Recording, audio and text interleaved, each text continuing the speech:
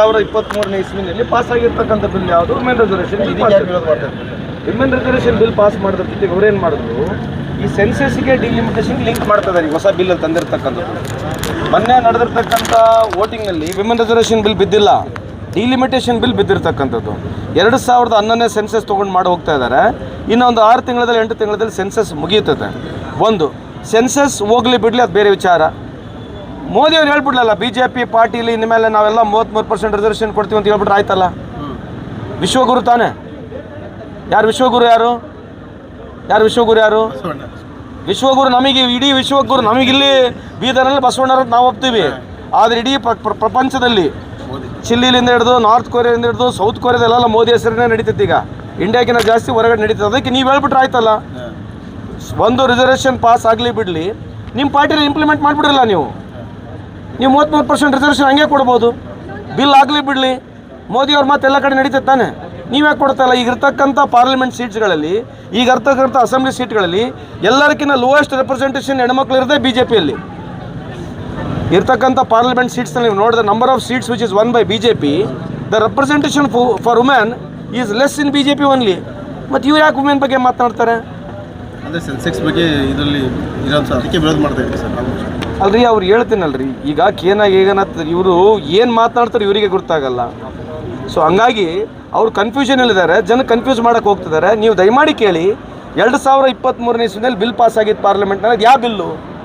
ಯಾವ bill pass ಆಗಿತ್ತದು? ಮತ್ತು ನಾರಿ ಶಕ್ತಿ ಜನಶಕ್ತಿನ ಮಾಡಿಬಿಟ್ರಲ್ಲ, ಅವಾಗ ಕಾರ್ಯಕ್ರಮ ಮಾಡಿದ್ರಲ್ಲ.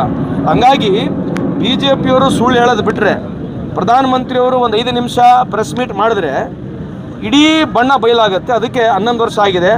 ಮೌನವ್ರತವನ್ನು ಮುರಿದು ಇಡೀ ದೇಶದ ಪ್ರೆಸ್ಸಿಗೆ ಒಂದು ಸಲ 10 ನಿಮಿಷ ಕುತ್ಕೊಂಡು ಚಪ್ಪನಿಂಚ ಸೀನ ಅಗಲ ಮಾಡಿ ಪ್ರಶ್ನೆ ಕೇಳ್ತಕ್ಕಂಥ ಉತ್ತರ ಕೊಟ್ಟರೆ ಇಡೀ ದೇಶಕ್ಕೆ ಅನುಕೂಲ ಆಗುತ್ತೆ ಅಂತ ನಿಮ್ಮ ಮುಖಾಂತರ ಮನವಿಯನ್ನು ಮಾಡ್ಕೊಳ್ತೀನಿ. ಸಚಿವ D. ಸುಧಾಕರ್ ಅವರ ಆರೋಗ್ಯ ವಿಚಾರದಲ್ಲಿ ಎಚ್ಚರಿಕೆ ಅವರೊಂದು ಹೇಳಿಕೆ ಕೊಟ್ಟಿದ್ದಾರೆ ಸರ್. ಏನಂತ?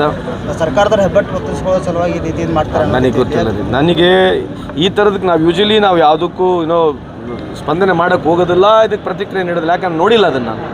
ಅವ್ರು ಆ ರೀತಿ ಮಾತನಾಡಿದರೆ ನೀವು ಅವ್ರನ್ನೇ ಕೇಳಬೇಕು. ಕುಮಾರಸ್ವಾಮಿ ಸರ್, ಕುಮಾರಸ್ವಾಮಿ ನೆಕ್ಸ್ಟ್ ಈಗ ಅವರು ಇಬ್ಬರದಲ್ಲಿ ಅವರಲ್ಲೇ ಜಗಳ ನಡೆದ ಸರ್. ನಾನೇ CM ಅಂತ ಜಗಳ ನಡೆದ. ಯಾರು? HD ಕುಮಾರಸ್ವಾಮಿ ಇಲ್ಲಿ ಬಂದು CM ಆಗ್ತಾರೆ ಅಂತ ಒಂದು ಅವರು ಗಂಭೀರ ಹೇಳ್ತಾ ಇದ್ದಾರೆ. ಜೊತೆಗೆ ಇವರು ವಿಜೇಂದ್ರ ನಾವು ಇದ್ದೀವಿ ಅಂತ ಹೇಳ್ತಾರೆ. ಅವರಲ್ಲೇ ಜಗಳ ನಡೆದ. ನಿಮ್ಗೆ ಈಗ ಸದ್ಯಕ್ಕೆ ಏನು ಮಾತಾಡೋದು ಬೇಡ, ಇನ್ನು ದೂರ ಇದ್ದೇನೆ. 2 ವರ್ಷ ಇದೆ ಚುನಾವಣೆ. ಅಲ್ಲಿವರೆಗೆ ಯಾರು ಎಲ್ಲಿರ್ತಾರೋ ಏನು, World War III ಆಗುತ್ತೋ, ಯಾವ ಮಿಸೈಲ್ ಬಂದು ಎಲ್ಲಿ ಬೀಳ್ತತ್ತೋ, ಯಾರ ಅದೃಷ್ಟ ಎಲ್ಲೈತೆ ಗೊತ್ತಾಗಲ್ಲ. ಅಲ್ಲಿವರೆಗೆ ನಾವು ನೋಡೋಣ ಅಂತ. ಇನ್ನು 2 ವರ್ಷ ಇವ್ರು ಒಂದಾಗಿರ್ತಾರೋ ಇಲ್ಲೋ ಗೊತ್ತಿಲ್ಲ. ಹೌದಿಲ್ಲ?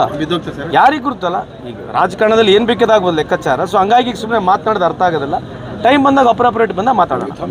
ಸಂಪುಟ ಪುನರಚನೆ ಆಗ್ಬೋದಾ ಸರ್?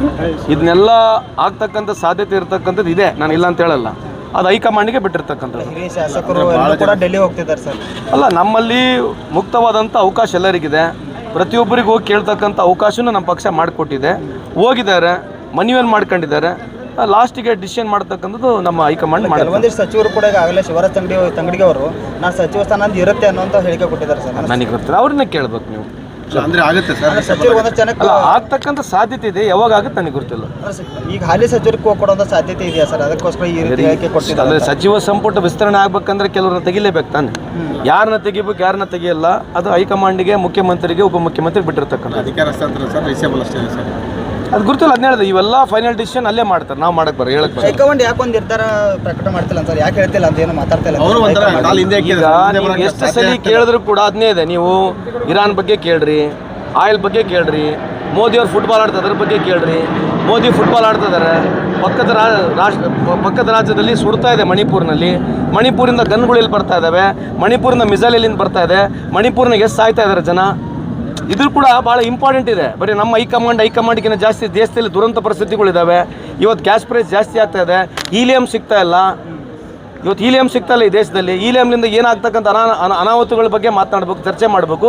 ಈ ಪ್ರಶ್ನೆ ಕೂಡ ದಯಮಾಡಿ BJPಯವರು ಕೇಳ್ರಿ. ಈಗ 5 ರಾಜ್ಯದಲ್ಲಿ ನಮ್ಮ ಪ್ರಧಾನಮಂತ್ರಿ ಒಂದು ಪೋಸ್ಟು, ಒಂದು ಪೋಸು, ಒಂದು ಬೆಳಗ್ಗೆಲಿಂದ ಒಂದು ಫೋಟೋಗಾಗಿ 6 ತಾಸು ಖರ್ಚು ಮಾಡ್ತಾರೆ. ಬೇರೆ ರಾಜ್ಯಕ್ಕೆ ಹೋದ್ರೆ ಆರ್ಡರ್ಸ್ ಹಾಕ್ಕೊಂಡು ಒಂದು ಟೋಪಿ ಹಾಕೊಂಡು ಭಾಷಣ ಮಾಡೋದು. ತಮಿಳ್ನಾಡಿಗೆ ಬಂದರೆ ಕರ್ರಗಾಗೋದು. ತಮಿಳ್ನಾಡಿನಲ್ಲಿ ಮೇಕಪ್ ಮಾಡ್ಕೊಂತಾರೆ. ಇದೇ ಮೊದಲನೇ ಪ್ರಧಾನಮಂತ್ರಿ ಈ ದೇಶದ ಇತಿಹಾಸದಲ್ಲಿ. ಕೆಂಪುಗಿರೋ ಪ್ರಧಾನಮಂತ್ರಿ ಕಪ್ಪು ಮೇಕಪ್ ಮಾಡ್ಕೊಂಡು ಅಲ್ಲಿ ಭಾಷಣ ಹೊಡಿತಾರೆ.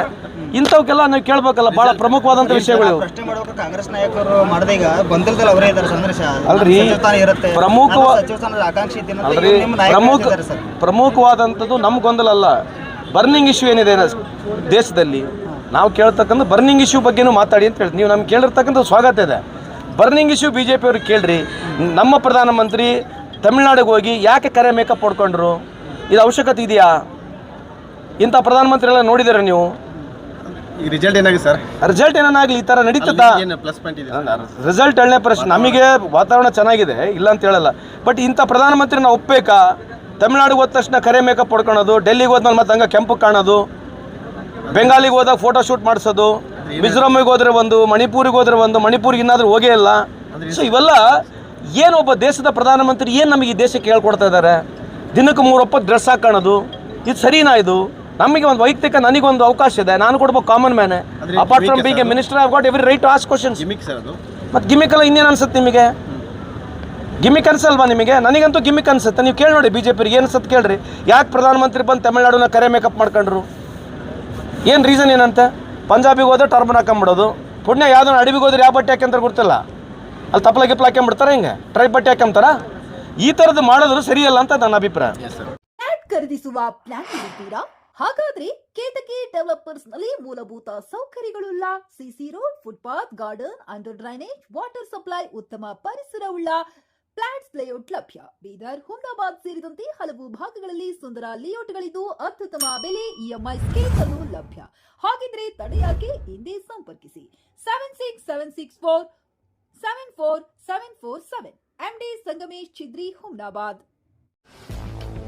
ಗ್ರಾಹಕರ ಸ್ಯಾಟಿಸ್ಫ್ಯಾಕ್ಷನ್ ನಲ್ಲಿ ನಂಬರ್ 1 ತೃಪ್ತಿಕರ ದೈಹಿಕವಾದ ಹುಮ್ನಾಬಾದ್ನ ಎಸ್ವಿ ಟಿವಿಎಸ್ ಶೋರೂಮ್ ನಿಮಗಾಗಿ ತರುತ್ತಿದೆ ಹೊಸ ಮಾಡೆಲ್ಗಳ ಹೊಸ ಬೈಕ್ಗಳು. ಇಲ್ಲಿ ಟಿವಿಎಸ್ ನ ಸ್ಪೇರ್ ಪಾರ್ಟ್ಸ್ ಹಾಗೂ ಸರ್ವಿಸ್ ಕೂಡ ಲಭ್ಯ. ಹಾಗಿದ್ರೆ ತಡೆಯಾಕೆ? ಹಿಂದೆ ಭೇಟಿ ನೀಡಿ. ನಾಗಲಕ್ಷ್ಮಿ ದಾಬಾ ಹತ್ತಿರ, ಗುಲ್ಬರ್ಗಾ ರೋಡ್, ಹುಮ್ನಾಬಾದ್. ಹೆಚ್ಚಿನ ಮಾಹಿತಿಗಾಗಿ ಸಂಪರ್ಕಿಸಿ 8494951009.